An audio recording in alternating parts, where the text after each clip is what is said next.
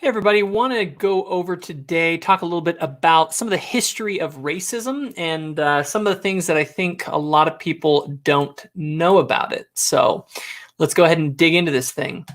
First and foremost, the world, historically, racism is just tribalism, okay? It's one tribe that doesn't like another tribe, and that's basically been the human norm pretty much forever. That's kind of the default setting. And as tribes and groups interacted with one another, sometimes they'd fight with each other and take slaves. They'd conquer a group, and the other group, which was essentially always seen as the inferior group, was then enslaved by the victors. And that's kind of the way that it was for most of human history. And as we got closer into kind of the industrial ages, that kind of became industrialized in the form of chattel slavery, which is much, much worse, maybe even than some of the more ancient forms of slavery, which sometimes could even be more like indentured servitude. But anyway, when did all of this begin to change? Well, the first real, there always have been little groups here or there that have talked about issues with slavery, but it really didn't happen in a big way until the Christians got involved. And I want to talk a little bit about why that happened. So the Christian movement in the West, what happened is in about the 1500s, the Bible got released. The Bible had always been under the control of the church, specifically the Catholic Church. But what happened is as the Bible, and specifically the New Testament, began to circulate, people began to read it. And as they began to read it, they began to find verses like this one from Paul in his letter to the Galatians, which says, "There is neither Jew nor Greek, neither bond nor free. There is neither male nor female, for ye are all one in Christ." And there's all sorts of stories in the New Testament that kind of break down this idea of racial and social classes and kind of create this idea of this universal brotherhood of mankind. And now, to be fair, the Old Testament obviously explicitly is okay with slavery, but the New Testament is sort of the software update. And while Paul in the New Testament is basically doesn't say like, hey, we need to get rid of slavery, he also says a lot of things that kind of like this that seem to suggest that there's something wrong with this institution, that or at least that the brotherhood of mankind should be preserved. And that, regardless of what your biblical interpretation is, the interpretation of, for instance, the Quakers in the 1700s was all about that, right? So the Quakers and other Protestants in the it sort of started in the 1600s, but it really gained ground in the 1700s when the Quakers and the rest of the Protestants really begin adopting this sort of idea that it's wrong. Slavery as an institution is wrong. Now, that should not be confused with the notion that all the races were equal. That was not shared by anyone. However, here you have a picture from that time period, from the late 1700s, and it's interesting. It says, "Am I not a man and a brother?" Okay, that's a Christian idea, the brotherhood of mankind. And Christians saw that there was a problem with this, and they created this environment in which slavery began to be outlawed in European countries, and there was a big movement against slavery throughout the early 1800s. And by the mid 1800s in the US, again, if you look at the American history of the early 1800s, there was tons of talk about this idea of slavery's wrong. Do we want to contain it in certain states? How should we kind of transition out of this institution? And it wasn't until the 1860s when this finally reached a boiling point, and which basically resulted in the Civil War. And so the Civil War officially was the first kind of flashpoint in American history where slavery as an institution was gotten rid of. However, from 1865, the end of the Civil War, until about World War II, I call this the age of what I call racial superiority and social Darwinism. During this era is when people like Margaret Sanger comes along, and the other eugenicists and sort of the social Darwinists who do not believe in racial equality. Basically, no one did. No one, Republican or Democrat, believed in any kind of racial equality during this time period.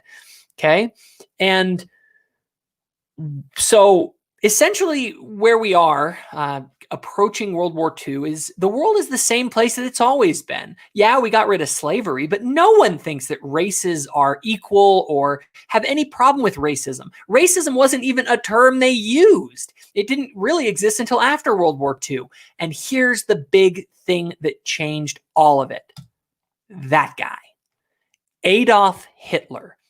Adolf Hitler to this day is the most hated figure, the essence of evil in the eyes of the world. He is if Jesus is the personification in Christians' eyes of good and righteousness and all that's right, Hitler is the opposite. He's essentially the devil incarnate.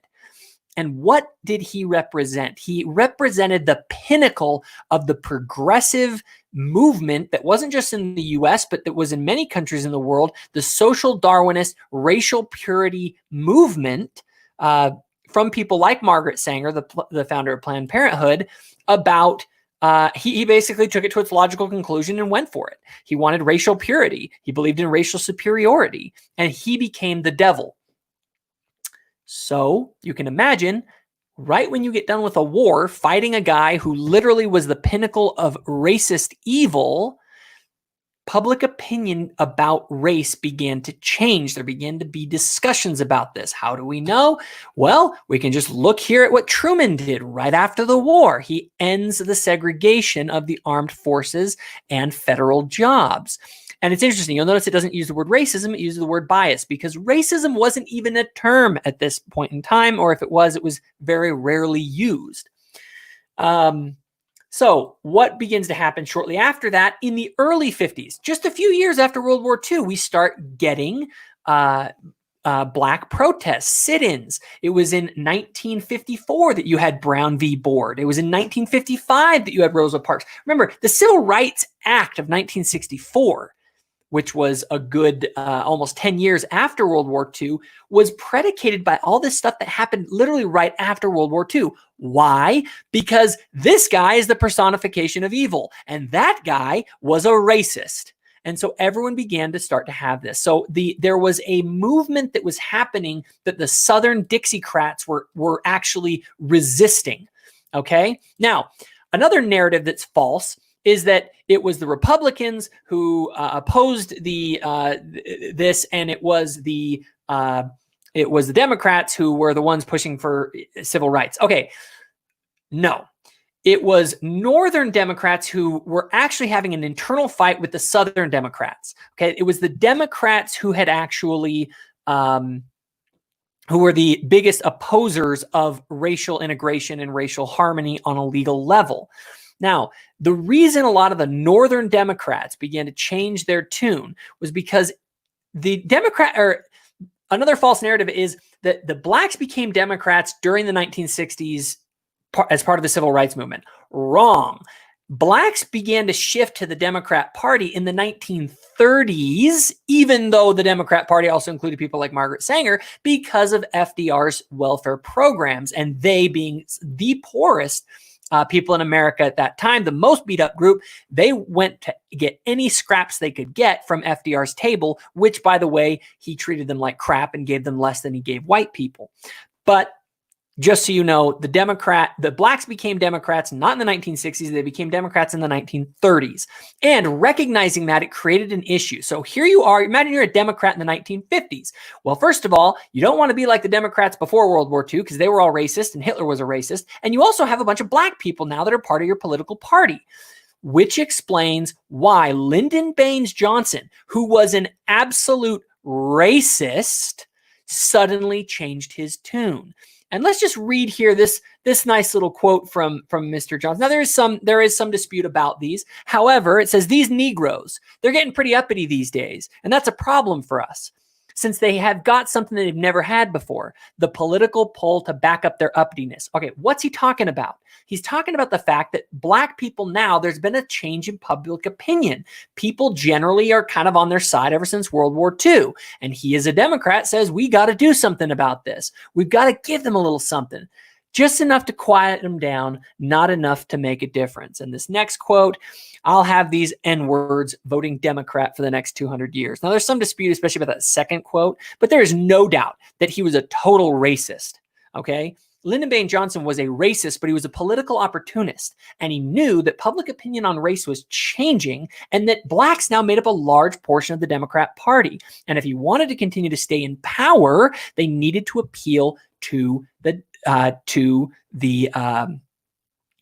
the black vote, to appeal to blacks. And so that is why he compromised and compromised with the Republicans and actually passed the Civil Rights Act of 1964.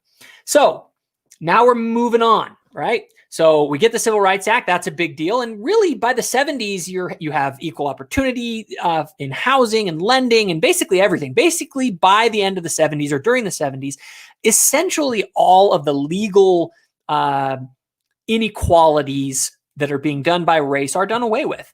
You have essentially legal equality by the end of the 1970s. And so as we move on, you even have programs like affirmative action. They're trying to actually make up for this. There is such a swing after World War II. It happens gradually over time that people in America are becoming less and less racist and more anti-racist, and actually taking actions to combat it.